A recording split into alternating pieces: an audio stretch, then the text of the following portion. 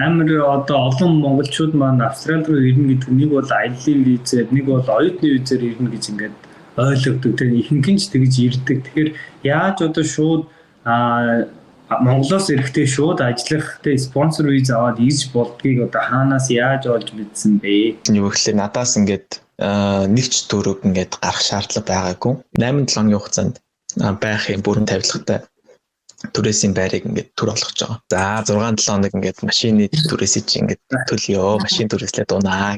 Нөгөө энгийн нислэгээр нисчих юм бол ядарнаа. Дими ядраад яах ирээд ажиллаа сайн игрээ гэд бизнес классаар нисгэж байгаа. Монгол яваад ингэж ирэлтэй яадгийг.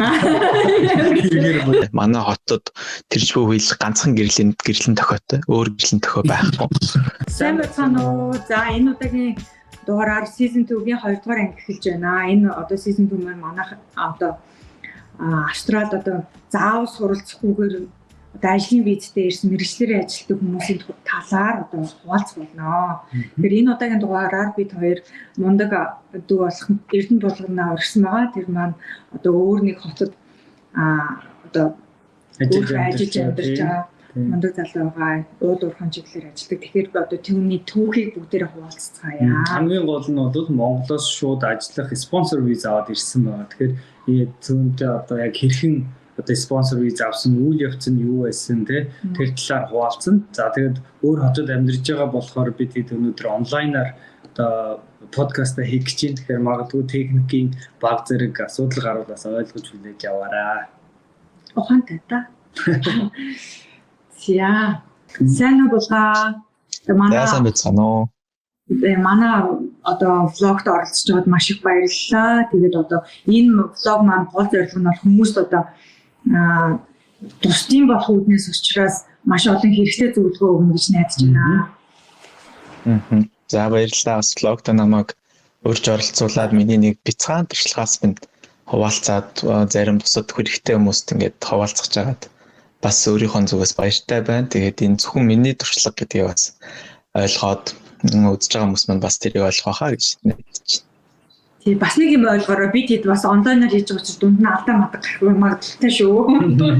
Тэгэхээр хамгийн миний бодлоор бол чамайг одоо энэ Австралиас ирсэн түүхээс чинь урагшлуулбал яасан бэ гэж бодож байна. Австралид ирсэн тий.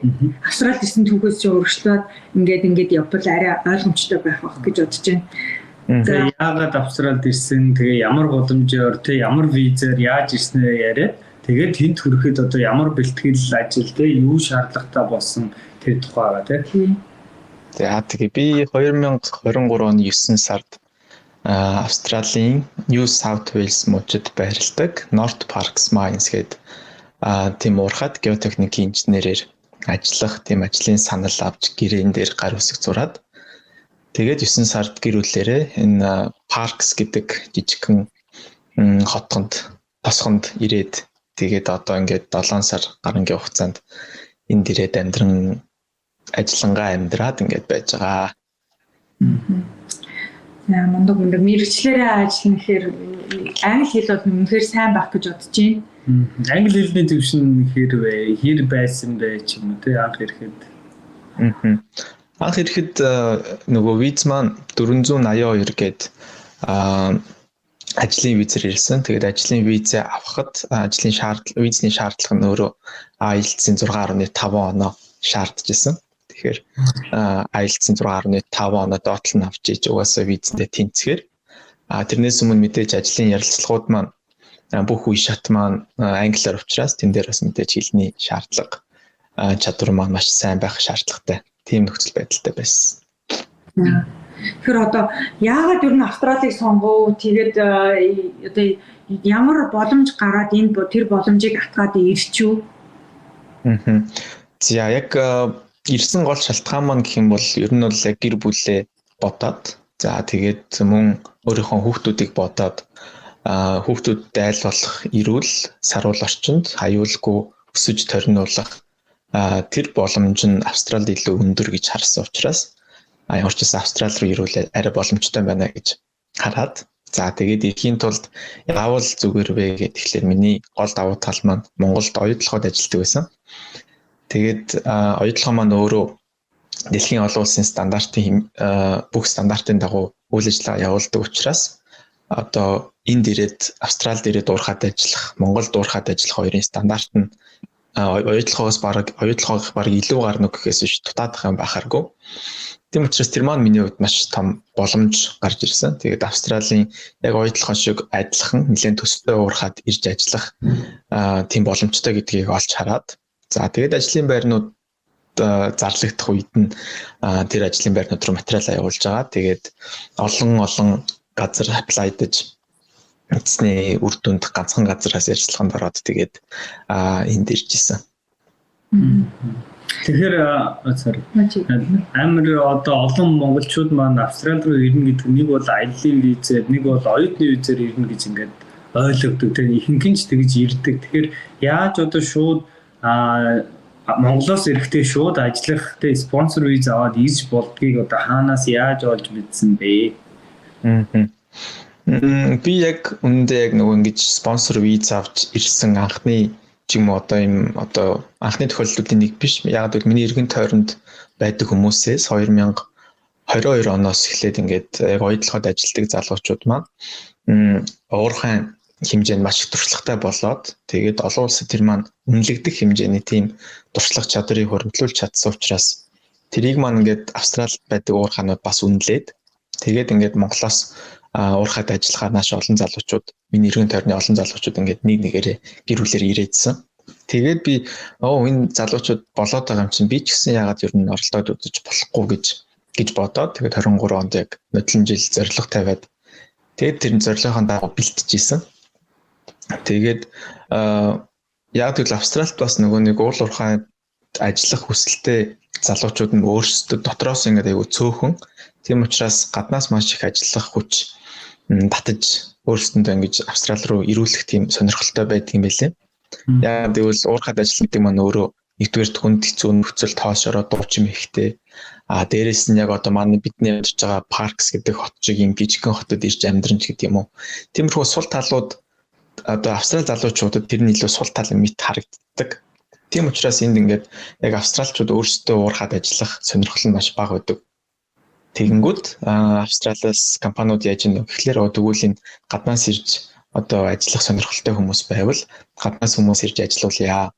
Тэгээд мэдээж гаднаас хүн ирж ажиллахын тулд зүгээр нэг хамаагүй те одоо ямар чадваргүй ч гэдэг юм уу одоо энд ирээд ажиллах тийм боломжгүй өмнөнийг бол авчрахгүй. Тэг ялангуяа инженер шиг одоо би бол геотехник инженерээр ажилладаг.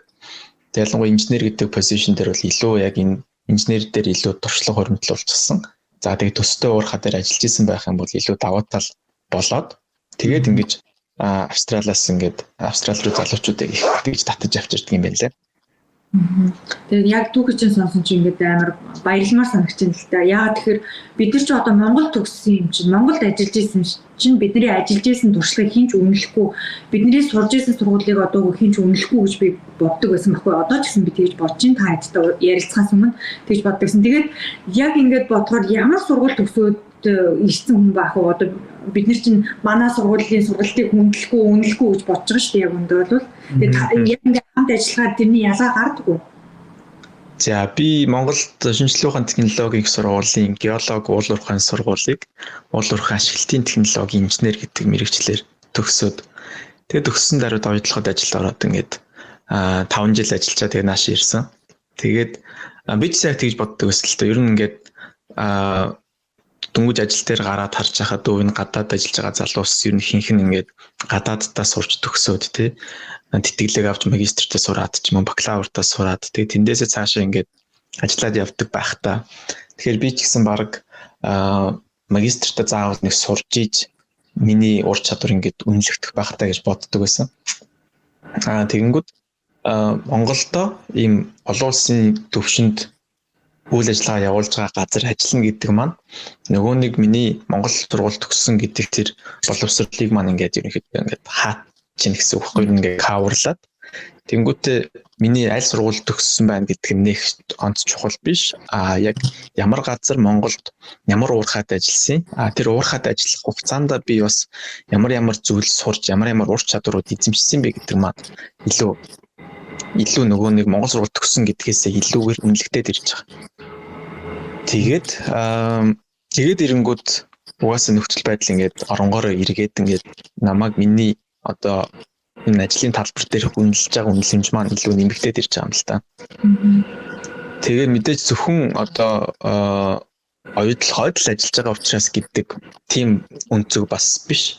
Яг тэгвэл оюутлогод ажиллаж байгаа. Тэгэхдээ оюутлогод ажиллаж байгаа үедээ бас тэндээс юуг илүү сурч авч яаж өөрийнхөө чадрыг илүү хөгжүүлж байна гэдэг маань бас нөгөө талдаа илүү одоо оюутлогоо гэдэг маань яг хөө ингээд 20% нөлөөлж хахад миний тэн дээр оюутлогоо дээр хийж байгаа үйл ажиллагаа өөрийнхөө чадрыг хөгжүүлж байгаа байдал маань 20-80 зарчим гэдэг шиг 80%-ийг маань эзэлсэн болов гэж хараад байгаа.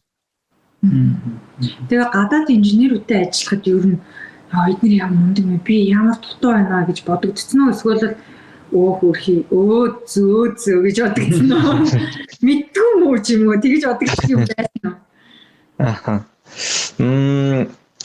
Оюутлогоо дээр ажиллаж байхад одоо гадны экспатууд их ажилладаг гэл одоо экспатуудад амар өндөр цалин өгöd байна ингээл мэдээгээр янз бүрийн юм их явдаг шүү дээ. Тэгэнгүүт ингээд харангууд яагаад тэр экспатууд ирж ажиллаад байгаа гингүүд одоо яг наад шиг бидний үеийн тийм залуу инженерүүдийг илүү чадваржуулахын тулд тэд нэр ирж ажиллаж байгаа. Тэгээ намайг ажиллаж явах 5 жилийн хугацаанд маш олон ингээд гадны мэрэгчлэтнүүд ирж яг манай хилцэст надтай ингээд нэг баг болоод ингээд ажиллаж исэн. Одоо ч гэсэн ажиллаж байгаа. Тэнгүүд тэднээс илүү зүйл ингээд сураад авцсан. Тэгэнгүүт би өөрөө тэдний төвшнөр айл болох ингээд нилээн төхөөд очсон байгаа. Тэгэнгүүт энд ирээд ингээд ажиллангууд эн чинь нэрээ тэгдэг шүү дээ. Эн чинь ингэдэг. Эн чинь Монголд оюутлогоо тэгжсэн энд бас ингэдэг юм байна гэдэг тийм өнцгүүд нэлээд харагддаг. Тэгээд оюутлогод инженерүүд иймэрхүү зүйл дээр одоо уурхай дээр ийм зүйл гарахад ингэж шийдвэр гаргадаг та энд тэгэхэд ингэж юм да гэсэн тийм харьцуулах зүйлүүд нэлээд гардаг. Тэгэхдээ ерөнхийд нь ингээд харангууд яг Монголд ажиллаж байгаа залуусын ур чадвар, ажлын ур чадвар, хэлний ур чадвар, хүнтэй харилцах чадварууд энд ажиллаж байгаа бусад орны инженерүүдээс дутаадах юм огт байхгүй. Зарим зүйлээр харин ч илүү гарна. Ихэнх зүйлээр ер нь нэлээд ойролцоо гэж харагдаад байгаа. Нэг анзаардаг зүйл маань болохоор одоо монголчуудын ерөнхийдөө онцлог юм шиг байна л та. Юу яадаг? Одоо ингээд нэг юм хийсэн бол тэрийг ингээд нэг л өгүүлбэр багтаагаад хэлцдэг. За би энийг очиод засчихлаа гэх нэг өгүүлбэр багтаад хэлцдэг. Тэнгүүд гадны хүмүүсийн одоо олон улсад илүү хүлээн зөвшөөрөгч илүү шаардлагатай ур чадвар нь юу байна вэ гэхээр нөгөө репортинг скил гэдэг юм л та. Тэнгүүд тэн дээр яаж юм тэгэхээр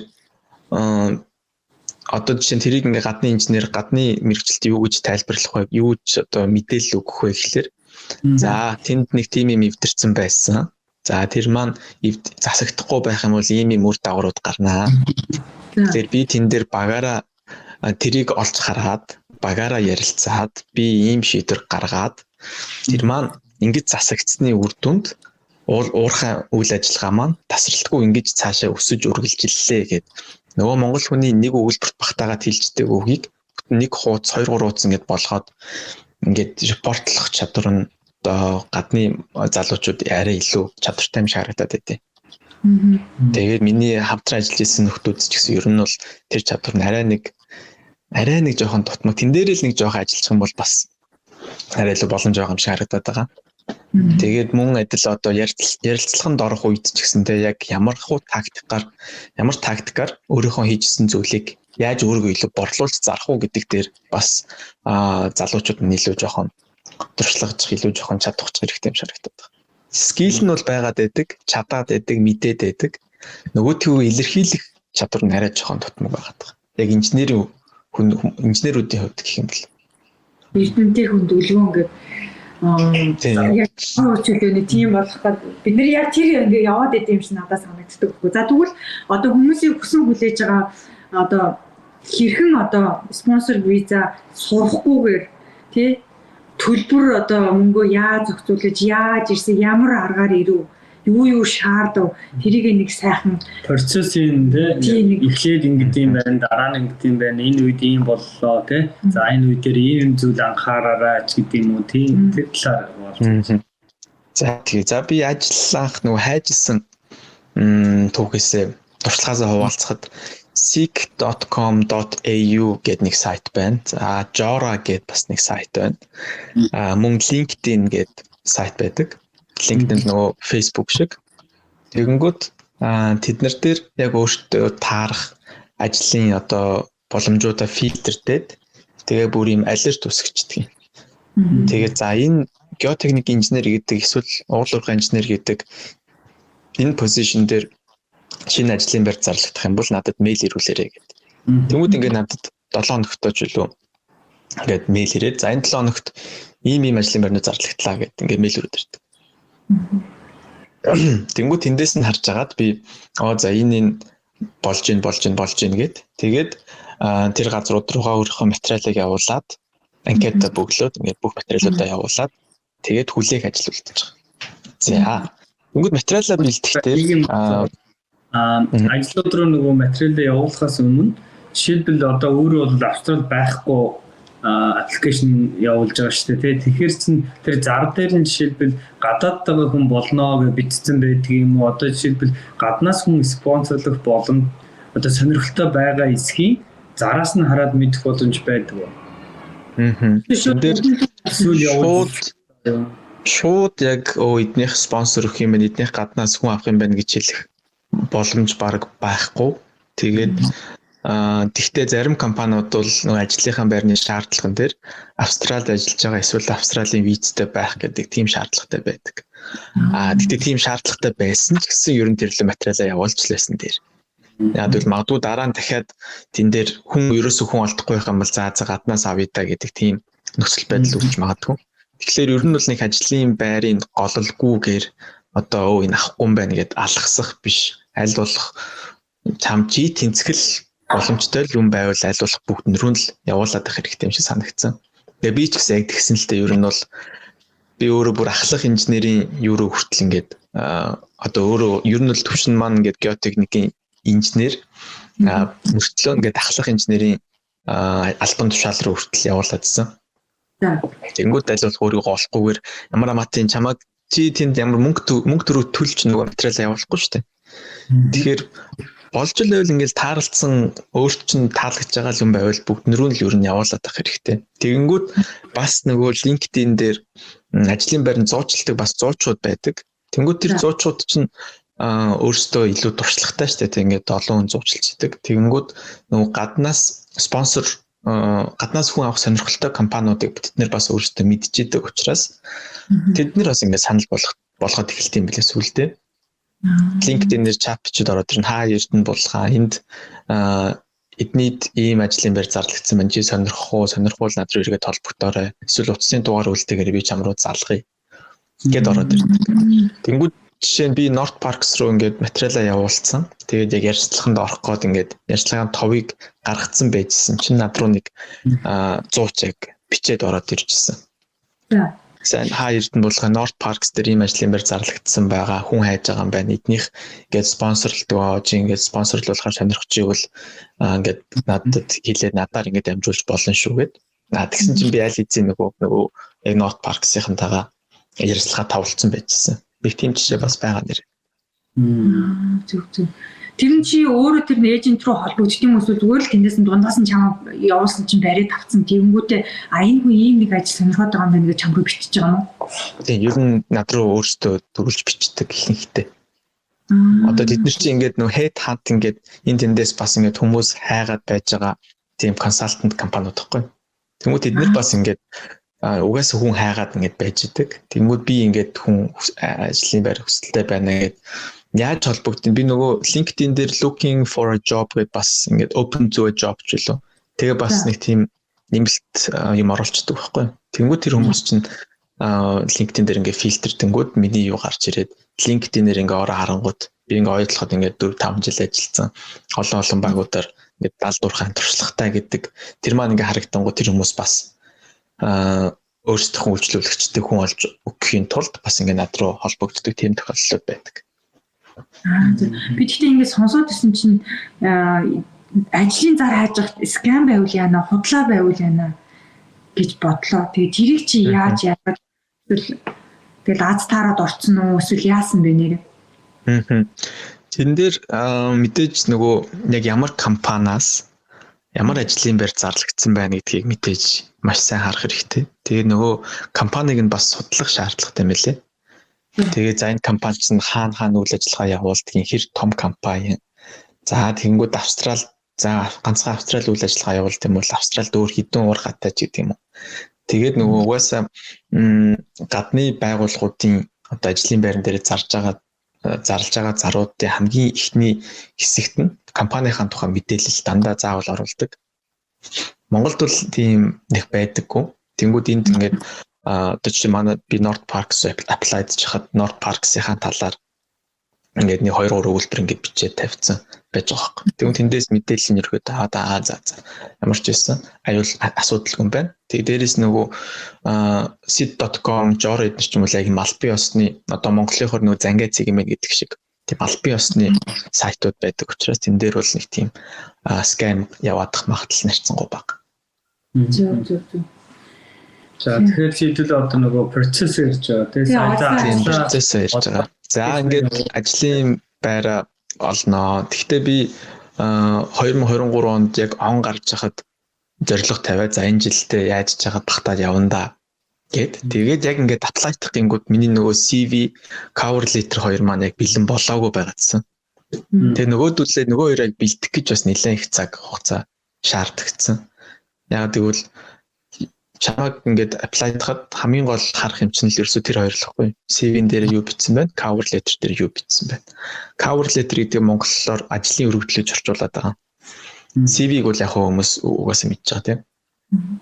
Гэхдээ яг ажлын өргөдөл гэдэг юмгууд жишээ нөгөө нэг монголчууд нөгөө өргөдөл бичдэг шигээ ингээд бичиж болдоггүй. Яг тэгвэл cover letter гэдэг маань өөрөө нөгөө CV-н дээр багтааж чадаагүй зүйлсээ ингээд илүү дэлгэрүүлж бичих тийм боломжийг олгож байгаа л хэрэгсэл байхгүй. Яагаад заавал CV cover letter хоёулангийн шаардаад байт юм бэ гингүүт.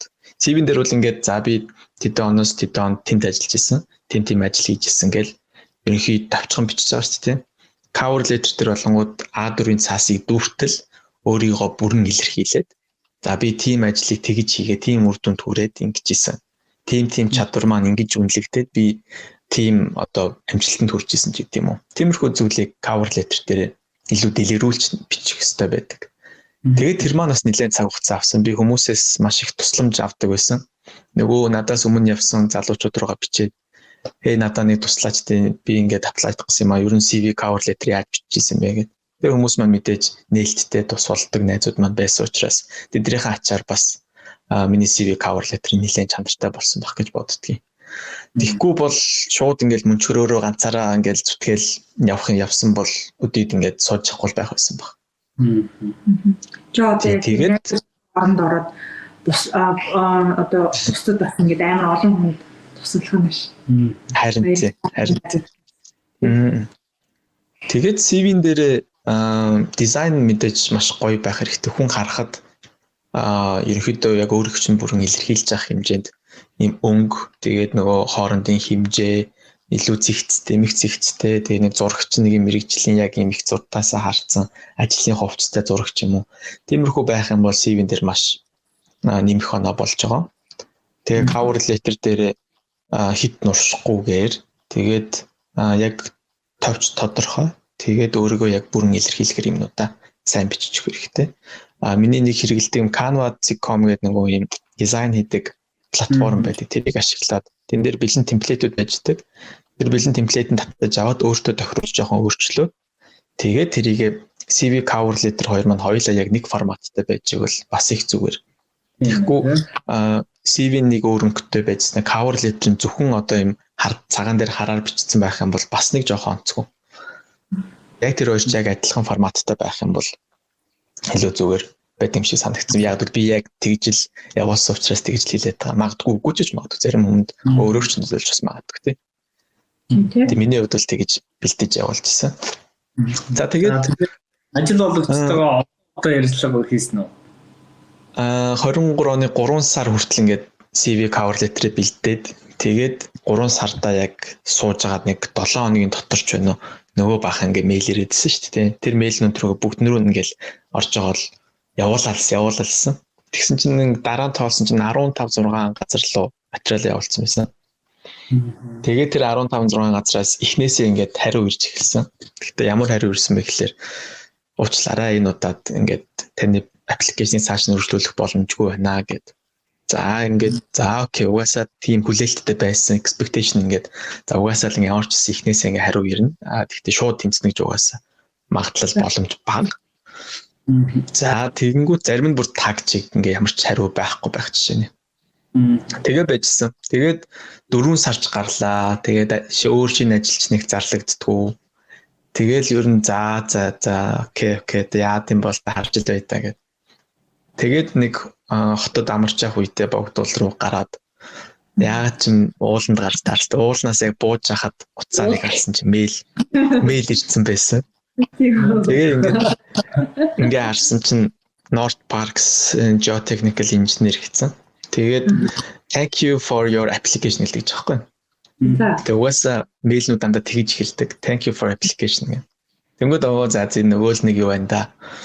Тэгээд цаашаа уншсан чинь харин ингээд интервьюд урих гэсэн юм хизээ боломжтой вэ гэдэг. Тэгээ ингээд өөстө бөөм баяр уулнаас яаж ч буусын бөөм баг ингээд мөхөх нисэх шахам уулнаас.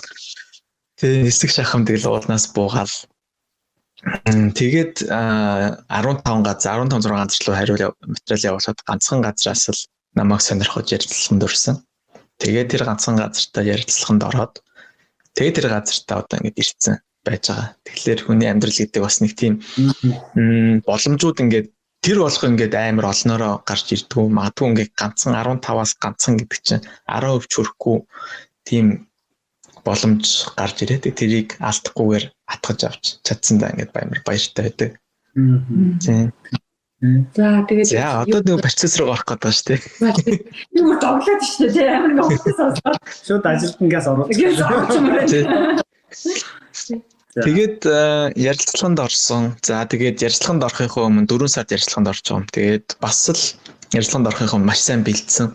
Тэгээд бас хүмүүсээс асуугаад яавал дээрөө яаж ярил дээрөө ямархуу тактик арга аргачлал ашиглах вэ гэд.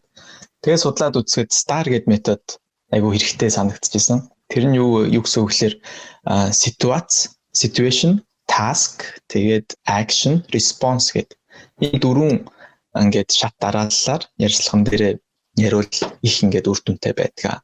Тэгэнгүүт жишээ нь одоо надаас ярилцлаган дээр ингэж асуулаа гэж бодъё л тээ. Ажил гүйцэтгэж явах явцад чинь багийн чинь нэг гишүүн ингээд та хоёр хоорондоо ингээд сайн ойлголцохгүй байсан, тийм тохиолдол байсан бол тэрийг яаж шийдсэн бэ? За нөхцөл байдал бол ингээд бит хоёрын үүрэг даалгавар юм байсан. Нөхцөл байдал ингэсэн. Тэгэнгүүт би тэн дээр ямар акшн авсан бэ гэд би нөгөө акшн илүү дэлгэрүүлж тайлбарлаад тэгээд тэр акшн аваад тэн дээр ямар result буюу ямар үр дүн гарсан бэ гэд. Яг ийм дөрвөн арга ингээд шат дараалтайгаар ярилцлаган дээр ярих юм бол одоо нөгөө ярилцлага маань илүү хүнд ойлгомжтой. Тэгээд би өөрийгөө илүү сайн зарч чадна гэж байгаа юм. Тэгээд ярилцлаган дээр бас одоо манайхан багаараа ингэжсэн эсвэл одоо ингээд одоо манай хилцэс ийм үйл ажиллагаа зохиогоод тэн дээр манай хилцэс ингээд төрүүлсэн ч гэдэм үү. Нэг тиймэрхүү зүйл биш. Яг л чи хилцээ зарах гайгүй өөрийгөө зарах байгаа учраас за нөхцөл байдал ийм байсан. Би тэрэн дээр тэрийг тэгж анзаараад тэгээд тэгж анзаарсан учраас бид нэр тэн дээр ийм хариу арга хэмжээ аваад тэгээд би тэр төслийг илүү удирдах яваад тэгээд тэр төсөл маань амжилттай болсны үндсэн дээр одоо уурхайн аюулгүй ажиллагаа сайжирсан ч гэдэм үү. Тэгж өөрийгөө илүү тэгж зарж тэгж ярилцлаган дээр илүү ярих хэрэгтэй. Тийм ээ. Наад чинь гэхдээ Монгол хүмүүс аягүй хэцүү юм байна. Тэгээд би гэж бодсон нөгөө юутай хүмүүс чинь би наадхан дээр ч аягүй анхаармаар. Одоо би чинь бас юугаа өөрчлөх байгаа шүү дээ. Амьдралаа одоо 40 наснаас өөрчлөхөе бэлтэж байгаа. Баярлалаа. Гоё юм сурж байгаа. Ярилцлаган дээр бол нэг тийм зөвлөгөөнүүд хүнээс аваад тэгээд тэр зөвлөгөөний тухайн дагуу ярилцлагандаа бэлдээд орж исэн. Тэгээд тэр маань ч гэсэн нэлээ үр дүнд хүрсэн. Тэгээд хүрээд ингээд сууж байгаа гэж бодож байна. Тэгээд ярилцлагын үеэр надаас ингээд асуух зүйл байна уу гэд тэгдэг. Ер нь нөгөө ярилцлага болгоны дараа нөгөө ярилцлага авч байгаа хүмүүс чинь ингээд за ярилцлаганд орсон баярлалаа. Чамд асуух зүйл байна уу? Гэт тэгэнгүүт тэр үед нь бас миний туршлагаас харахад асуугаад байх зүйл байхгүй ч гэдэг юм уу те. Ингээд юм асуухгүй байж юу болохгүй. Жишээ нь одоо би хин нэгнээс ярьцлага авч байгаа бол асуух зүйл байна уу чам тэгээд тэгэнгүүт нөгөө хүн чинь юм байхгүй гэх юм бол би гайх байхгүй. Ямар сони. Яагаад ингээд юм асуухгүй байгаа. Бүгдийг мэдээд байгаа юм уу? Би бол тэгж бодохгүй гэж бодохгүй. Тэгэнгүүт тэн дээр хамаагүй танаа яг уурхаа чинь яадгийн манай миний одоо очиж ажиллаж байгаа баг маань хэдэн үнэтэй юм. Гэх тийм одоо North Parks гэдэг тэр Parks гэдэг хот нь одоо хэдэн мянган хүн амтай юм ч гэдэг юм уу. Тиймэрхүү нөгөө би ингээд наадах чинь үнэхээр сонирхож байгаа шүү. Би яг наач ормоор байна гэдгийг бас ингээд сайн илэрхийлж байгаа хэрэгтэй. Тэгвэл асуух зүйл нэх байхгүй дээ гэдэг юм бол жишээ нь амар сонирн бохгүй. Тэгээ би яг энэ дээр дараа нь ингээд асуултаа хүртэл ингээд ярилцлаганд орохын өмнө ингээд бэлтжиж байгаа байхгүй. За ингээд дуусах үед надаас асуулт байна уу гэж асуухт нь би тийм юм асуундаа гэдэг ингээд асуултаа хүртэл ингээд бэлтээд орчиж байгаа. Төрх юм. Тэгээ ярилцлага гэдэг чинь бас их учиртай юм билээ. Тэгээд энийг бол нэлээд сайн хүмүүсээс суралцж ийж өөрийнхөө сайндаа ч ингээ хүмүүсээс сайн суралцж ийж л нүүр дүн төрсөн те. Ингээд сурч явлаа. Тэр ч бас ойрын хэдэн жил ярилцлаганд ороогүй шүү гэж. За тэгээд ярилцлаганд орчихлоо. Тэгээд ярилцлага хүлээгээд хэр удсан. Тэгээд тэрний дараа ямар процесс болдیں۔ 4 сарын сүүлээр ярилцлаганд ороод байжсэн. Тэгээд тэгсэн чинь дараа нь бас нэг ярилцлага зөвхөн нэг үе шатнд л байсан. Тэгээд тэрний дараагаас бас нэг онлайнаар миний IQ тэгээд эрүүл мэндийн үзлэг гэл амар олон үе шаттай нөгөөдөл нь дандаа онлайнаар явдаг. Тэнгүүд нэг IQ-ийн тест бас амар хэцүү тийм тестүүд байсан. Амар анхаарч шаарддаг юм богино хугацаанд миний нөгөө хэрхэн баг юм тоглоом шиг юм квиз маяг юм. Тэгээд тэн дээр нөгөө хэл маань бас жоохон тэн дээр бас асуудал үүсчихсэн. Яг тэгвэл нөгөө нэг юм одоо өгүүлбэртэй бодлого маяг юм өрөөд ирж байгаа байхгүй. Тэгвэл тэрийг ингээд нэг л үеийн зөв ойлгож чадахгүй байх юм бол тэн дээр ингээд буруу хариулчих магадaltaй. Тэгээд тэн дээр нэлээ ингээд төвтрээд гацаад ингээд 30 асуулт байх би нэг 20 морийг хариулж илүү. Тэгээд цаг нь дууссан. Тэгсэн чинь дараа нь юм бахан дүрстэй юм зурагтай IQ-гийн асуулт ороод ирж байгаа байхгүй. Тэгвэл тэн дээр нэг хэлний нэг юм байхгүй, унших юм байхгүй. Ерөнхийдөө дүрс харангуйтай тэрний нөгөө одоо юу гэдүүлээ? Дараалал. Тийм, дэс дарааллын ингэж харах. Тэн дээр ингээд тэрний дараа ямар дүрс байх уу гэдэг. Тийм IQ-гийн юмнууд ороод ирв. Тэн дээр бол би ингээд маа илүү болоод ороод ирж байгаа байхгүй. Энд дээр тэгээд ингээд тэгээд тэн дээр ингээд тиймэрхүү юмнууд бас дараагийн процессыг тэгж яваад тэгээд за одоо яах юм бол гэж бас нэлээд удаан хүлээсэн. Тэгээд байжсан бүр сүүлд ингээд 4 сар ярилцлаганд орчих 6 сарын ихээр миний яг ажлын санал ингээд ирж байгаа байхгүй. Бас одоо үлээ. Тэр хооронд ерөөсө тарчлах нь гарах юм уу гарах юм уу? Яах гэдэг юм бэ ингээд авах юм уу яах юм гэдэг шиг. Тэр үчи ажлыг хийжсэн үү? Тэр хүртэл ажиллаа хийгээл явж байгаа. Зөвлөлтөө зөв шүү тий. Би яг виз гартал ямар ч байсан юу яагаагүй. Нөгөө ажлынхаа өргөдлийг өгөөгүй. Тийм ажлынхаа өргөдлөөс одоо болио хөшөө гэж хэлж яваад гэсэн. Тэгээ яг виз гарангууд угаасаа нөгөө виз гарангууд манай компани одоо энэ ажиллаж байгаа компаниас ч гэсэн хугацаа өгч байгаа байхгүй надад за ингээд виз чинь гарчлаа. Стейж хийдэ захиалах бай гэд хизээрх боломжтой байна вэ гэд. Тэгээд 7 сарын 25-нд виз нь гарч байгаа. Тэгэхээр ингээд 3 сар материалаа явуулаад 7 сарын 25-нд виз маань гарч байгаа. Дунд нь баахан шалгалт. Дунд нь ингээд аюул олон уушаад яваа. Тэгээд 9 сарын 6-нд Монголоос гараад Австралид ирж байгаа. Тэнгүүд ерөнхийдөө анх материалаа явуулснаас Австралид хөл тавьсан хүртэл ингээд бүхэл бүтэн хагас жилийн хугацаа зарцуулаад ирсэн баг. Тийм ээ. Одоо ингээд визтэй холбоотой болохоор миний зүгээр ихэнх хүмүүсийн толгойд орж иж байгаа хоёр чухал асуулт байгаа байхгүй. Нэгдүгээрт нь юу гэхээр мэдээж хэлний асуудал, хоёрдугаарт нь санхүүгийн асуудал байгаа шүү дээ. Австралчин модууд виз нь маш их баталгаа шаарддаг, өндөр үнэтэй тий. Тэгэхээр яг одоо тий банкны баталгаа шаарддаг. Тэгэхээр өөрийн чинь хувьд яг нэг спонсор визаг авахд одоо санхүүгийн хувьд ямар шаардлагууд байсан, яаж тэрийг одоо биелүүлсэн юм тий. Тэр талаар. Энд дээр хамгийн гоё юм нь одоо хүмүүсийн шүрмсэн таархулдаг. Хамгийн гоё боломж олдсон зүйл нь юу гэхээр надаас ингээд нэг ч төрөг ингээд гарах шаардлага байгаагүй. Визэн дээр ч тэр одоо эрүүл мэндийн үзэсгэлэг, нааш ирэх нислэгийн зардал гэх мэт зүйлдээ надаас нэг төрний зардал гараагүй. Яг тэгвэл энэ компани маань намайг ингээд авъя, наашаа хүрээд ирээ гэж байгаа учраас компани зүгээс миний нөгөө визний зардал. За тэгээ визэн дээр шаардлагууд нь надаас ямар нэгэн банкны баталгаа ч юм уу одоо тийм зүйл шаарддаггүй. Яг гэвэл хөдөлмөрийн гэрээ маань байж байгаа. Хөдөлмөрийн гэрээн дээрээ за энэ хүн Австралид ирээд ийм төрний цалинтай, ийм долларын цалинтай ингэж ажилланаа. Тэгээд энэ гэрээ нь ингээд ийм байгаа гэд гэрээг нь ингээд ерөнхийдөө нөгөө Австралийн засгийн газар харуулчихж байгаа учраас Австралийн засгийн газраас энэ хүн энд ирээд ингээд мөнгөгүй болоод буцах гэдэг тийм тохиолдол бараг байхгүй маань. Ийм найдвартай ажлын байртай учраас энэ хүнээс ямар ч визний баталгаа одоо банкны баталгаа шаардахгүй гэж байгаа юм. Гэр бүлээс чинь хүртэл гэр бүлийн чинь бүх дадлыг бас таах юм уу? Тийм. Тэгээд би эхнэр нэг хүүхдийг ингээд ирэхэд онгоцны зардал тэгээд Монголоос бас тавилга, цахилгаан бараа дээр ачуулах уу гэдгээр нөө ачуулъя л та. Давай тэгэл та дуртай яг.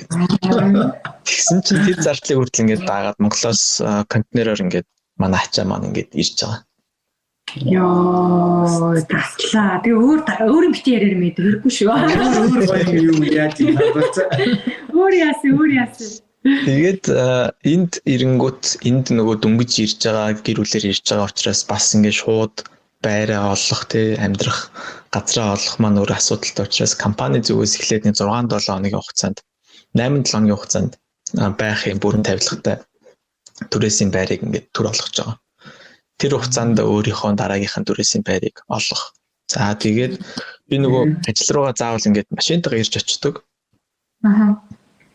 Тэгэнгүүт бас машин ирэхтэй учраас надад түрээсийн машин ингээд за 6-7 хоног ингээд машины түрээсийг чи ингээд төлөё, машин түрээслээ дуунаа гэд. Тэгээ тэр хугацаанд машинаа олоорой гэд. Тэр онгоцны зардал яасан? Тэгээ онгоцны зардал бас л одоо бид гуруулаа ирэх нислэгийг одоо бид гурав инчоноор дамжаад ирж байгаа. Тэгээд бас нөгөө ажиллаар ингээд ирж байгаа. Би чинь компанийн хувьд аягүй чухал хүн учраас намайг нөгөө энгийн нислэгээр нисчих юм бол ядарнаа, дими ядраад яах, ирээд ажиллаа сайн игрээ гэд бизнес классаар нисгэж байгаа. Яг то ингээд болчих энийг зогсоо. Энийг бож болохгүй. Яа, тэгтээ бист амар баяртай Монгол хүнийг ингэж хүндэлж гин гэж бодохоор бид нар цаг болсон юм шиг байна. Мондаг авах чинь. Тийм тэгээд харин тийм. Сүүлдээ нөгөө хүүгийн тоглолтыг Сиднейд үзэхэд бүр ингээд амар омогшил төрж исэн. Яг тэрэн шиг сая бас бэлтгэж авлаа. Яалтчгүй ингээд Монголоос энэ үртэл авчирна гэдэг маань өөрөө нэгдүгээр Аз бол мэдээж байгаа. Тэгвэл Аз нь боломж нь ирж байгаа тэр боломжийг шүүрээ давах тэр ур чадвар нь байсан учраас л энэ дээрээ ингээд байж байгаа та. Айгу баяртай байгаа. Тэгээд бас Монголд маш олон залуус ингээд өөрийнхөө яг ур чадвар одоо хим хэмжээгээ потенциалаа бүрэн мэдэж чадахгүйгээр ингээд нэрээ хэр байгаа юм бол доо гэд ингээд сууж байгаа бас олон залуучууд байгаа бох. Тэгэхээр тэр залуучууд бас нэг жоохон ч гэсэн урам зориг өгч байгаа бох гэж бодож байна. Амар их. Монгол яваад ингэж ирэлтэй яадгийг. Амар тийм одоо ирчлээ байрын ингэжтэй машины ингэжтэй юм байж. Тэгээд ирэхээр одоо эрүүл мэндийн даатгал одоо хүүхдийн сургалтын төлбөр ирээд нөгөө одоо виз чинь кондишн ямар байдаг хүүхдийн сургалтын төлбөр ч гэдэг юм одоо тэдэр нь яаж үйлчлдэг вэ? Цэцэрлэг. Яг компани зүгээс үл яг эрүүл мэндийн даатгал дээр хувийн даатгалаар даатгуулж болно. Тэгээд компани зүгээс гэрээтэй нэг даатгалтай. Тэнгүүд тэр манай компани бол тийм байсан. Тэнгүүд тэн дээр бид нэр компани зүгээс сарын $260 хөнгөлөлт олгоод Тэгээд чи тэр даатгалын компаниас хүссэн багцаа сонгоод гэр бүлээ даатгуулах хэрэгтэй. Угаасаа нөгөө визний шаардлага маань заавал эрүүл мэндийн даатгалтай байх хэрэгтэй гэсэн. Бас нэг тийм визний шаардлагатай. Харин хичээл сургууль одоо хүүхдийн цэцэрлэг сургуулийн хувьд бол компани зүгээс болон визний зүгээс ямар нэгэн тийм хямдрал урамшуул юу гэдэг тийм хөнгөлөлт гэдэг юм бол одоохондоо байхгүй байгаа. Тэгээд энэ бас мууч музаасаа шалтгаалаад бас өөр үт юм шиг үлээ. Тийм мужаас шалтгаалаад. Тэгээ одоо хөдөлмөрийн гэрээ хэдэн жилээр хийгддгийг. За тэгээд энэ визний дараах шат нь юу вэ те? Байнгын орсон суугч вэ нөө те? Хийшээ ороход одоо боломжтой юу энэ визээс те? Визний хувьд виз нь 4 жилээр гарсан. Тэгээд хөдөлмөрийн гэрээ маань хамгийн бас нэг гайхалтай юм хугацаагүй гэрээ байгуулж ирсэн. За тэгэнгүүт компани зүгээс ярилцлагын үеэр бас надад юу гэж мэдээлэл өгсөн баг гэхлээр манай компанид ингээ 2 жилийн хугацаанд тасралтгүй ажиллах юм бол бид нар бас ингээд PR-ыг чинь спонсорлноо гэд тийм мэдээлэл өгчсэн. Гэхдээ тэр маань бол ерөнхийдөө аман хилцэл маягаар явж байгаа тийм зүйл. Шууд ингээд гэрээн дээр ингээд тусгагдсан юм бол байхгүй. Тэгээд манай ахлах ажилтны зүгээс болон одоо хүний нөөцийн багийн зүгээс ингээд дэмжиж явах юм бол боломжтой.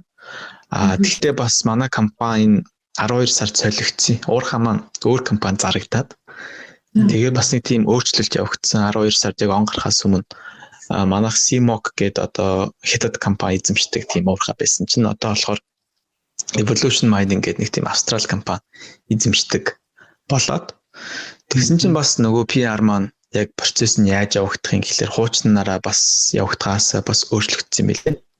Тэгэхээр тэн дээр бас яг ямар хөө өөрчлөлт гарахыг харахандаа хэлж мэдэхгүй л байгаа. Айгуу хоо ер нь хууль тогтоомжоор юм даах баг. Тэгэл энэ гайхштэй.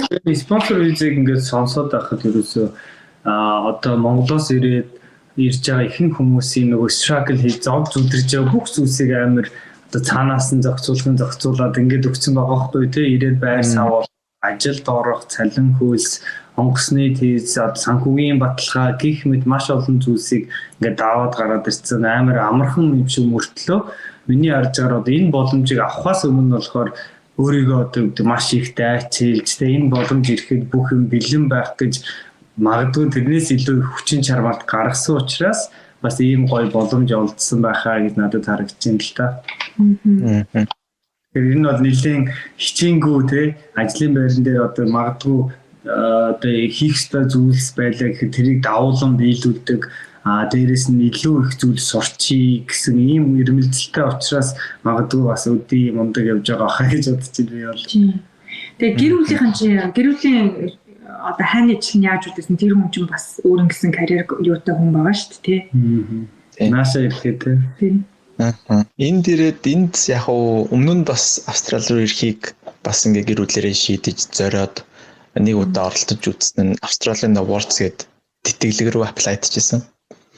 Тэгээд тэр маань бас эхний үе шатн дээрээ шууд нөгөө thank you for your application гэдэг мэйлийг хүлээж аваад тэгээд за ямар ч байсан тэтгэлэг бол одоохондоо бас жоохон удлаа юм байна. Тэгээд тэтгэлгийн маань бас тийм нөхцөл нь сурч дуусан гутаа заавал Монголд ирж ажиллах тийм бас нөхцөлтэй байдаг. Тэгээд за ямар ч байсан энэ бас нэгдүгээр жоохон би өөрөө тэнцэх нь болоогүй юм байна. За дээрээс нь бас жоохон нөхцөл нь бас жоохон тэмхэн санагдчихсэн.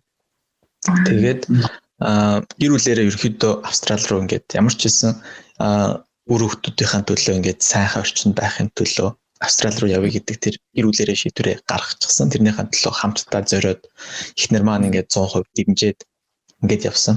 Тэгээд гэхдээ яг ирсний дараа бол бас мэдээж зарим нөхцөл байдал маань өөр тохиолдлууд мэдээж байсан. Тэгэхээр тэр болгон дээр анх гаргаж ирсэн шийдвэр анх ингээд одоо зорж исэн тэр зорилгоо ерөөсөө мартахгүйгээр хинтээ ингээд хэцүү бэрхшээлүүд байсан ч гэсэн нөгөө анхныхаа зорилго маань илүү том учраас тэрнийхэн дагуу одоо тэр хэцүү үеийг бас давж гарч ирсэн.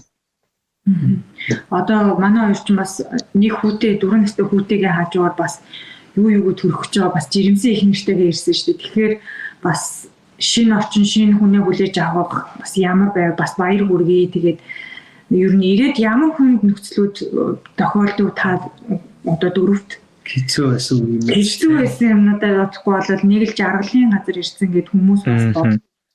Яг угаасаа бүх юм чи сайн баа муу талтай учраас бас муу талыг бас дурдах зүг баг. За мэдээж Parks гэдэг хот маань одоо бидний яг төсөөлдөг одоо Монголд байхдаа би бол гадаад гэх тэгэнгүүт амар гоё өндөр барилгатай амар лаглаг машинууд яваал тэгэл нэг юм амар өндөр хөгжилтэй газраар ингээд төсөөлдөг байсан. Тэгээд яг энд ирээд байж байгаа гадаад маань бол миний нөгөө төсөөлдөг байсан гадаад бас монголчуудын төсөөлдөг гадаадаас бас арай өөр газар амьдарч байгаа. Надад бол Parks гэдэг жижиг хот маань нэг 6-7 мянган хүн амт юм уу? Тэгээ манайхаар бол монголоор нэг аймгийн төвлөл гэсэн үг шүү дээ. Тэгээд энд нэг ч өндөр барилга байхгүй хамгийн өндөр нь 3 давхар барилгатай. Манай хотод тэрчбүү хил ганцхан гэрлэн тохиотой өөр гэрлэн тохио байхгүй. Тэгээд нөгөө нэг тойргуудтай уулзрууд нь тойргуудтай тэгээд ганцхан л гэрлэн тохиотой. Тийм тэгэнгүүт одоо дэлгүүр хоршоо гэд ингээд шопинг хийгээд гоё ингээд брендинг дэлгүүр орё гэдэг брендинг дэлгүүрэнд байхгүй. За нэг гоё үзүр үйлчлэгээ байна уу гэнгүүт бас үзүр үйлчлэгээнд хомс. Тэгээд нэг кино үзчихээ нэг их нэртэй нэг болцоонд яваад нэг кино үзчихээ тэнгүүд манай хотод кино чадвар байхгүй. Гэх мэтчлэн тиймэрхүү зөвлөд байна. Тэгээ ойрхон арай нэг том хотууд байгаа. Арай том хот гэдэг нь 25 мянган хүн амтай хотыг хэлж байгаа. Тэд нар маань нэг цаг гарангийн зайтай 100 км-ийн зайтай. Тэгээ манайх нэг амралтын өдрүүдээр хаяа нэг за нэг гоё дэлгүүрс их юм бол цаг гарan одоо 100 км газар туулж иж нөгөө газараа очиж нэг юм үзэж хардаг ч гэдэг юм. Тиймэрхүү зүйлээ бас хийдэг. Тэгээд Австралийн маань цаг агаар өөрөө зун нь маш урт амар халуун. Тэгээ манай хот зундаа одоо 35-6 градус бол ерөнхийдөө зуны нэг дундаж температур өдөртөө. Тэгэнгүүт 7 хоног нэг саяын 100 гэхэд нэг 2-7 хоног орчим байна уу? 7 хоног орчим 40 градустай. Тэгэнгүүт Монголд ингээ гоё өвөл болоо, шинжил болоо, амар гоё уур амьсгалтай, наастртай байгаад хахад энд ингээд хар халуунд ингээ шатаж өгөх гэж юун шинжилгээд ингээд байжсэн. Тэгээд тийм цагаагаар нөхцөл байдал байна. За тэгээд нэм дулаан газрын чинь хорхоо шавьчин хүртэл том байдаг юм байна. Манай гэрт нэг хуруу том тийм жомнууд хэд удаа явж харагдаж байгаа. Тэнгүүд тэр чинь ингээ нэг амар амтан биш ч гэсэн юм заваан юм сэжиг хөрмээр. Тэгээд дээрэс нь New South Wales мууч манай энэ хавьд бас дэлхийн хамгийн хортой могой, хамгийн хортой аалз бас энд ингээд байдаг гэдэг. Тэгээд одоогийн байдлаар би могоо бол хараагүй байгаа. Гэхдээ хортой аалзыг бол харсан. Тийм тэр хортой аалзных нь ингээд өндгийг хүртэл харсан. Тэгээд тэр нь ингээд хазуулаад ямар нэг байдлаар имлэгийн тусламж авч чадахгүйгээр 20 минут орчим болох юм бол ер нь бол ингээ бай болдог. Тим хортой аалз хүртэл ингээ энэ хавьд ингээ ойрхон байж гих мэтчлэн тиймэрхүү зөвлөлүүд бол байсан. За тэгэнгүүт бас Австрали гэдэг улс маань өөрөө одоо Австрали жоохон моолё л тэрнтэй яадаг. Ер нь энийг хэлсэн юм чи тий. Тэгэнгүүт нэг бие зогоомч нь Австралич өөрөө соёл нь гэхээс одоо соёл гэдэг яг Австралийн үндэсний соёл юу юм гэдэг тэнгууд миний одоо харж байгаа нэг тийм айхтар тийм энэ л зөвхөн Австралиг илэрхийлнэ гэсэн тийм соёл байхгүй.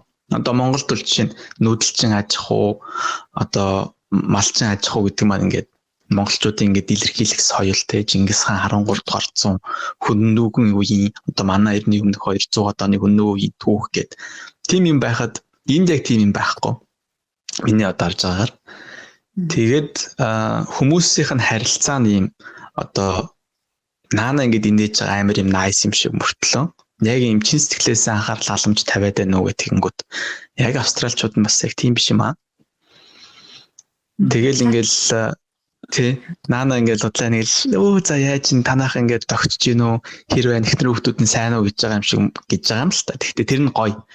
Гэхдээ яг ингээд цаанаа ингээд дулаан мэдрэмж тэр нэг юм өгдгүү зүгээр л юм nice байх хэрэгтэй гэдэг тийм хандлагаараа л nice байгаад. За сая бид жоохон техникийн асуудал гарчлаа. За тэгээд яриагаа өргөжлүүлээ хамгийн сүүлд хэдүүлээ чинь австралчуудыг муулж ирсэн тийм ээ. Тэрийг өрөвдүүлсэн. Айгуу гоё явжсэн. Тэгээ айгүй гоё муу. Тэгээ ер нь бол ирээд бас шинэ орчин, шинэ нөхцөл, шинэ хүмүүс, шинэ соёл гээл маш олон давж гарах шаардлагатай зүйлсүүд байт юм байлээ.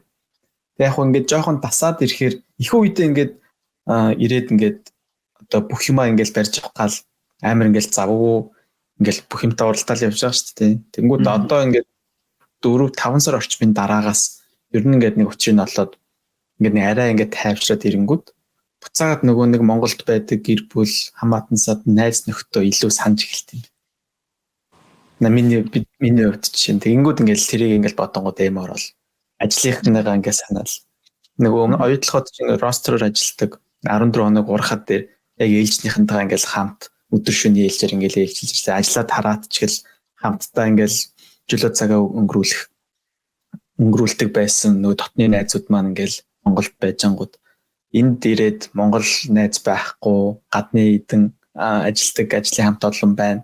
Тэд нар маань эдгээр ингээд nice байгаа ч гэсэн яг нөгөөдөл шиг ингээд яг гоё ингээд байх хугацаа нарай болоогүй байх жишээ нэ тийм. Тэгвэл гих мэтчлийн иймэрхүү хүнд одоо давж гарах шаардлагатай асуудлууд бас нэлээд гарсан. Тэгээд эхнэр маань бас яг нааш эрхийнхээ өмнө жирэмсэн гэдгээ бид тээр мэдээд. Тэгээд ирэнгүүт чинь нөгөө хортлогтой тэгэл эрүүл мэндийн үйлчилгээний энд жишээ нь Монголынхоос шал өөр. Монголч ингээл 3-7 хоног болгон сар болгон ингээл хүссэн газар очиод яхад харуулцдаг байсан бол энд тийм байхгүй. Тэгээ нөгөөтгөн дээрээс амар үнэтэй гэл тэгэл нөгөө эрүүл мэндийн хиллэг гэдэг чинь бас нэг өөр юм байгаад байгаа. Тэгэл нөгөө эмчтэй уулзсангууд өөрийгөө бас өөрсдөө гүйцэтгэл илэрхийлж чадахгүй ч гэдэг юм уу. Тиймэрхүү асуудлууд ингээл яриалах юм бол маш олон асуудлууд мэдээж байна. Тэгээ хүн болгон тэгэл давж туулаад гардаг л багтан бид нар ч гэсэн давж туулаад гараад явж байна да. Тэг яг гэхдээ нэг мэдсэн дасчдیں۔ Тэгтээ ингэдэг нэг хамгийн хэцүү нэг ингээд нэг өвдсөн үед англиар ойлголцохгүй байх хүүхд өвдөх үед тэр үед нэг тэгээд нөгөө хоёр хүүхд жоох учраас нэг нь өглөөхөд нөгөөх нь байнга чирж өгөхөөр үлдээж хүнгүү тэр үед бас амар хэцүү мэдрэмж авдаг. Бусдаар бол салгалаа л яваа.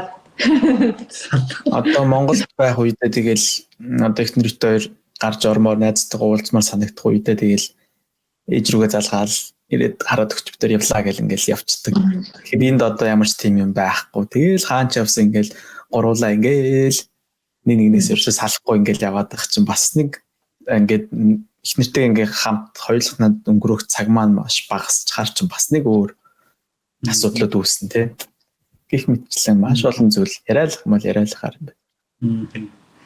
За тэгэхээр одоо нөгөө илүү ажлын орчны талаар бас яриул те Монголтой харьцуулахад ямар байна? За Австралид бас уул уурхай нэлээ мундаг хөгжсөн орн те. Тэгээ бас олон улсын стандарт юу гэдгийг хангадаг л байх. Гэхдээ бас зарим нэг өөр зүйлүүд юм уу эсвэл хүлээж байгаагүй тийм зүйлүүд юу байна те? Миний ажиллаж байгаа уурхай маань оюутлахын уурхайн хажууд одоо баг 10 дахин жижигхэн гэлчиг бараг буруутахгүй хаа. Яг тэгвэл оюутлахад 70 дуурхайд нэг ээлжинд л ихэд 700 хүн ажилладаг тийм хүчин чадалтай уурхай байдаг. Энд манай уурхайн нийт ажилчид ерөөсөө 700. Одоо уурхайн нийт ажилчид тэгэхээр 70 дуурхай, ил уурхай, баяжуулах, засвар одоо хүний нөөц удирдлагын баг юу гэдэг. Тэд нар бүгд нийлээд 700 байхад оюутлахад дээр зөвхөн нэг ээлжиндээ доор уурхад 700 хүн ажилладаг. Тэгэхээр уурхайн хэмжээний хувьд бол хамаагүй жижигхэн. Тэгвэл жижигхэн ч гэсэн стандарт мөрдөж байгаа стандарт ажлын нөхцөл байдлын хувьд бол оюутлахад нэлээд төстэй. Тийм ч учраас ирээд энэ ингэдэгтэй тэр тэгдэгтэй гэж бодож ирсэн юмнууд маань яг л тийм байсан. Жижигхэн байхын хувьд арай хүн цөөхөнтэй учраас яг хөө ингээд хүн болгоныг нэг амар сайн таньдаг юм байлээ. Тэгээд энд нэг хөдөө байдаг газар гэдэг утгаараа ажил одоо нийт нэг 700 хүн маань ерөнхийдөө 2 багтчихж байгаа. Тал нь ямар вэ гэхээр тал нь 10 20 жил 30 жил энд яг энд ажилласан хүмүүс байдаг. Тал нь болонгууд яг наад чиг ингээд ажилд ороод удаагүй 1-2 жил болж байгаа хүмүүс байдаг. Тэгэхээр энд яг тэг хоёр хуваагдчихтэй. Тэгээд тал одоо нөгөө үлдсэн тал нь нэг амар нөгөө олон жил ажилласан хүмүүс нь амар юм туршлагачсан нэг амар сайн таньдаг байхад нөгөө хэд нь олонгууд ерөнхийдөө хүмүүс энд нэг 2 жил ажиллаж туршлага хөрөмтөл болчиход эндээс арай том газар руу яваад өгдөг тийм ерхий хандлага тань байлаа. Тэгээд энэ ажлын нөхцөл маань бас нөгөө ойрхон байдаг нь Паркс гэдэг хоттой амьдрах тийм нөхцөлтэй. Тэгэхээр би өглөө ажилдаа яваад орой гэртээ ирэх тийм нөхцөлтэй. Тэгвэл ростроор явах юм бол бас магадгүй энд ажилд авахгүй байх байсан баг. Тэгээ ростроор явах юм бол магадгүй өөр арай том хотод очиж амьдрах тийм нөхцөлтэй байсан. Тэгээд жижиг хотод амьдрах бас давуу талтай, сая сул тал байсан тийм өндөр барилга байхгүй дэлгүүр хөшөө үзрүүлжлэгээ байхгүй ч гэсэн энд ямар ч төвчрээ байхгүй. Тэгээд дэлгүүр ороход эндээс 2 минут машинаар явал дэлгүүр дээр очил хүнсээ цуглуулаад хүрээд ирнэ. Ямар ч зогсоолын төлбөр гэдэг юм байдгүй. Тэгээд энд байрны манай амьдарч байгаа байшингийн түрээс маань байшин мөртлөө одоо том хотод байх 2 байрны түрээсээс бараг 2 дахин хямд байх жишээ нэ.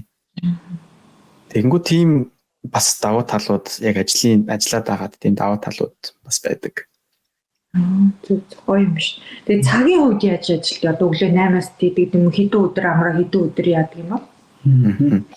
Ажлын цаг миний хувьд өглөө 6-аас орой өдөр 3 хүртэл ажилладаг. Тэгээ 3 үед тараад машинаар 30 км зайтай учраас 30 минут яваад 3:30 хэл гэрт өрөөд ирдэг. Тэгээ 3:30-аас орой 9 дунтлаа гэж бодоход ингээд 5 цаг 30 минутыг яг гэртээ гэрийнхэндээ зарцуулах, мөн өөртөө цаг зарцуулах тийм боломж үүсдэг. Тэгээд дээрэс нь энэ 7 хоногт би 5 өдөр ажилласан бол хагас бүтэн сайндаа амрангуудаа эх 7 хоногт би 4 өдөр ажиллаад 5 дахь өдөр нь амарчдаг. Энэ нөгөө 9 day fortnight roster гэдэг байхгүй 2-7 хоногт би 9 өдөр л ажилладаг гэсэн үг. Жирийн одоо офисын ажилтнууд бол жишээ нь 2-7 хоногт 10 өдөр ажилладаг бол би яг 9 өдөр ажилладаг. Тэр маань бас яг энд ирэх нэг айгүй том шалтгаан бас болсон. Ягаад гэвэл би нэг өмнө нь оюутлахад ростероор ажилладаг байхад нэг явцад ирэнгүүт хүүхэд маань шинэ юм сурцсан тий. Нэг явцад ирэхэд хүүхэд нь иргэдэг болсон ч гэдэм юм. Тэгээ ингээ нэг тийм одоо хүүхдийнхаа ингээ өсөж байгаа процесст би ингээ тэр болгонтой хамт байж чадахгүй байх чинь бас өөрөө амар юм онцгүй.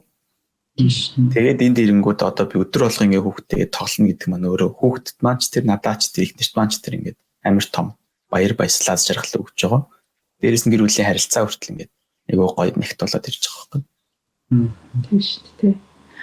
Гоё маа. За, ер нь амар гоё түүх байлаа. За тэгэхээр ер нь хамгийн чухал юм маань бол мань хүн бол амар хичээсэн юм биш үү? Дүгнээд ялгад бол ерөнхийдөө байнгын бүх хийж байгаа үйл явцаа бүгдэнд нь анхаарч явсныг хүчинд энэ бүхэнд хүрэх боломж гарсан юм байна гэж би бол дүгнэж байна. За тэгэхээр тэрийг бол ингээ хүмүүс ингээ хичээгээ явчих болд юм байж гэж бодоход одоо биднээс их хил дээр уучраас ингээ явчих юм. Хилний асуудал одоо айгүй хэцүү байхгүй юу? IELTS-ийн оноо яаж аав гэх дараа ярьж байна. Их сургууль сурч явах үедээ бас гайд хийдэг байсан жуулчны хөтөж хийгээд тэгээд 103 сар ингээд дандаа хөдөөгөр явцдаг жуулчдтай. Тэгээ мэдээж жуулчдтай англиар ярьж таараа. Тэнгүүд өдөр тутмын англи хэл тэгээд одоо тэрний ачаар хэл маань бол нэлээд сайжирсан.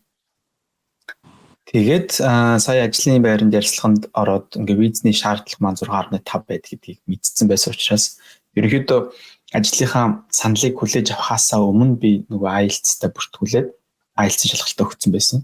Тэгээд за одоо визэнтэй материалаа явуулаарай гэд тэр үед нь миний IELTS оноо хүрээд ирсэн. За ингээд IELTS оноо болцсон гэдэг ингээд бас л нөгөө бэлтгэл ажиллаа сайн хийсэн гэсэн үг. Тэгээд IELTS-тай би 2-7 хоногийн өмнө л бүртгүүл 2-3-7 хоногийн өмнө бүртгүүлээ. Тэгээд бэлдээд тэрний өмнө 2 жилийн өмнө өгөөд 7.5 он авчихсан. Тэгээд нодлон бас яг 2-7 хоногийн бүртгүүлж өгөөд яг л адилхан 7.5 оноо авчихсан. Тэгээд эргээд харахад хэл сурч исэн хэл яг 10 жилдээ ахлах ангидаа тэгээд оюутан байх үедээ хэлийг яг яаж илүү сайжирсан бэ гэд одоо бодонгууд би нөө сакс амар сонирхдаг.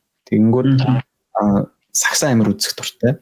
Тэгээд сакс маань англи хэлээр тайлбар нь явах ихэнх нь англи хэлээр тайлбар нь явж байгаа шүү дээ. Тийм учраас тэрийг үзэж явах үед энэ үгийг чи ингэж дуудсан юм, энэ чи ингэж хэлдэг юм байна гэдэг. Тэгэж англи хэл маань тодорхой хэмжээнд нөлөөлж исэн. Тэгээд гудамжинд ингээл автобусанд явж байхдаа ч гэдэг юм ингээд нэг хүн ороод ирэхэд тэрийг ингээд дотроо англиар ингээд дүрсэлж ярьж тэгэж ингэж бас ингээд дадлага англиар ингээд бодож эхэлж байна гэсэн үг л тийм.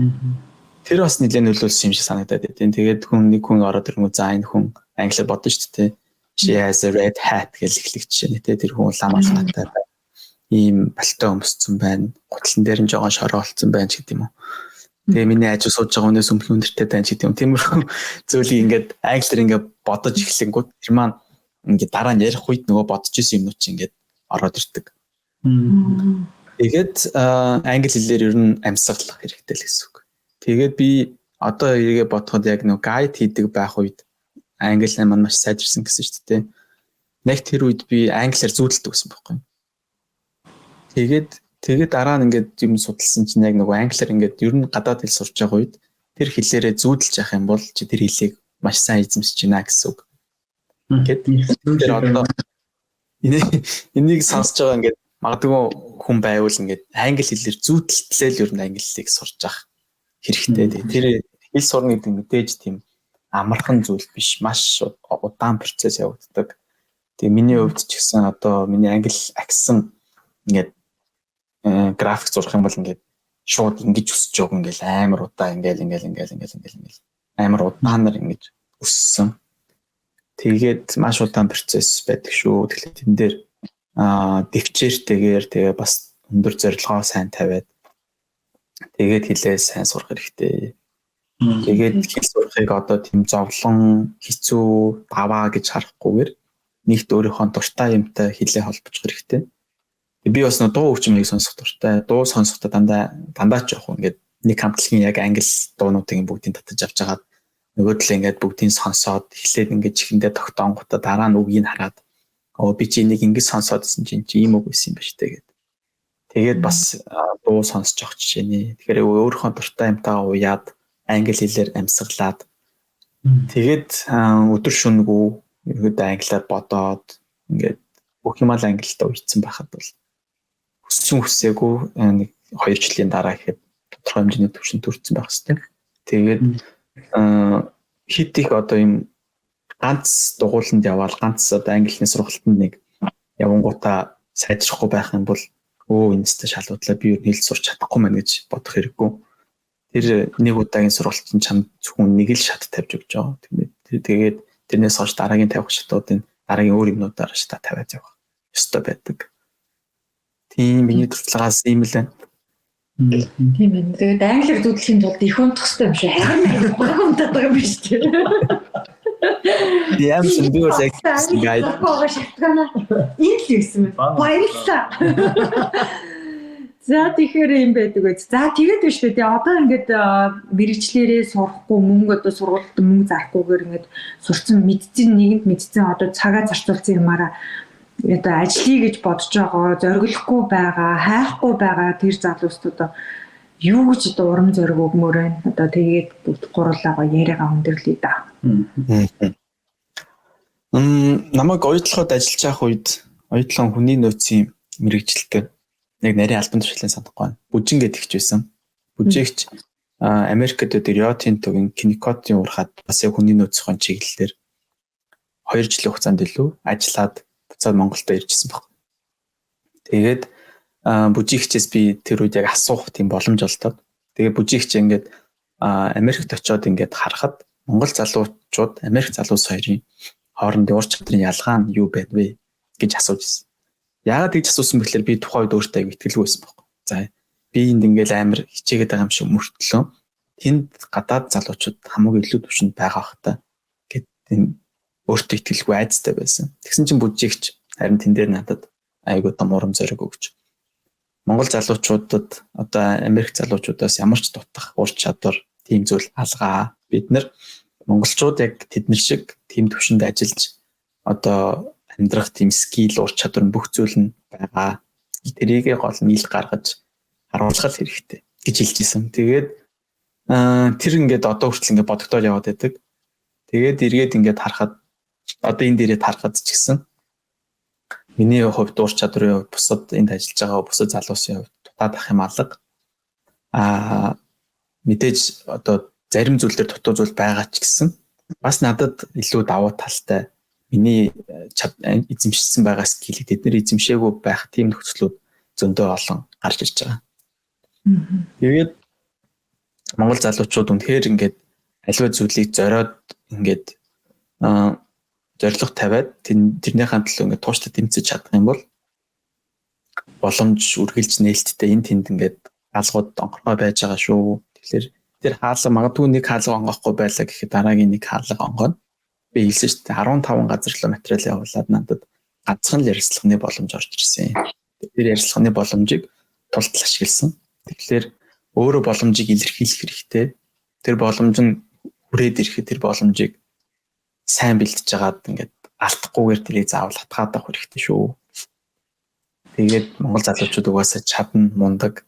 Гадаадд би ингээд байгаа ч гэсэн намайг нэг Монгол гэдэг тэр одоо илэрхийлэмж нь ингээд байдаг. Гэх юм уу одоо юм дотоод юм Монгол гэдэг эго гэж хэлчих тий. Эго ингээд байдаг бичнэр Монгол хүн шүү дээ гэдэг нэг тийм эго ингээд ялчгүй байгаад байдаг. Тэгээ хүүхдээ ч гэсэн ингээд эдээ Австрал дээрээ амьдарч байгаа ч гэсэн нэг хүн ингээд Монгол хүн болоход өсөхийг ингээд зорж байгаа байхгүй. Аль болох нийтлээ ингээд хичээгээд явж байгаа жишээ. Тийм тэгээд залуучуудад боломж байгаа, боломжийг заавал хатгаад аваарай. Өөрийгөө битгий голоорой. Тэгээд өөрийгөө бас хамгийн чадах чинь нэгээрээ дайчлаарай л гэж хэлээ да. Тийм. Бид хоёр ч гэсэн хичнээн бүх хүмүүст тулж ажиллаж чадахгүй ч гэсэн энэ бичлэгээрээ та одоо бүхэндээ залуустай, найз нартай, ах эгч нартай та нар чаднаа. Бид нар одоо энэ гадаадд байгаа одоо энэ статус одоо юу гэдэг биднийг харж байгаа Монгол гэдэг тэр үнцгийг арай нэг шат дээшлүүлэх гэж хийж байгаа шүү. Тэгэхээр зөвөр ойлгож хүлээж аваараа бүх гадаад Монгол залуучуудыг чадaltaй чансаатай залуучуудыг гадаад гарах гээгүй бүгдээрээ эндээс сураад бүгд буцаад тэндээс нэг юм болгоод нэг хүчтэй одоо тим болж одоо баг болж ажиллахын тулд бидний шатыг үүсээд бид нар цаг болсон. Бид нар жоохон настр хэлчихээ. Жоохон настртай өөртөө байцгаа. Тэгээ удам. Би жоохон ингээ амар сүрхий ярьсан. Өөрөөсөө ямар амар. Өөргөө ороод. Тэгээ өөрөөсөө ямар амар явж ийнэ гэж хичээд тийг ороод ирлээ. За sorry баярлалаа. Би дахиад нэг юм хэлж нэрээ. Би яг энэ урам зоригийг бас хаанаас авсан бэ гэхээр Америкт дах монголчуудын тухайн нэвтрүүлэг YouTube дээр байсан байхгүй. Тэгээд тийм олон цуврал нэвтрүүлэг. Тэн дээр нэг ах хуу би хүүгээ одоо Америкийн Сенатын танхимд ингээд сууж явахын тулд ингээ хүүгээ баг ингээд бэлддэг гэд. Тэгээд гэсэн чинь би нэг хамаг биений шар ус босоод.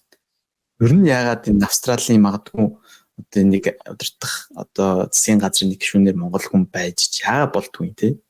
Яагаад монголчууд ингээд 13 дугаар зуун дэлхийг эзэлж исэн шиг одоо ч гэсэн ингээд буцаад ингээд дэлхийг эзэгнээд ингээд эн тэнд ингээд чадвараа харуулад ингээд хөгжөөд ингээд байлдан дагуулад байж болохгүй гэдэг тийм амбиц мотивац тэндээс орж ирж байгаа байхгүй. Чи чадна. Тийм тий. Мондаг. Окей. За ингээд манай season 2 те подкастын маань 2 дугаар дугаар энд хүрээд өндөрлөж байна. За цаг зав гаргаад ярилцсан маш их баярлалаа. Тэгээд үзэж байгаа хүмүүс бас хэрэгтэй нэгэнд үнэтэй зөвлөгөө мэдээлэл олсон байхаа гэж итгэлтэй байна. За тэгээд дараагийн дугаараар эргээд уулзлаа. Түр баярлалаа. Бүгдэнд нь эрүүл энхийг хүсье. Баярлалаа.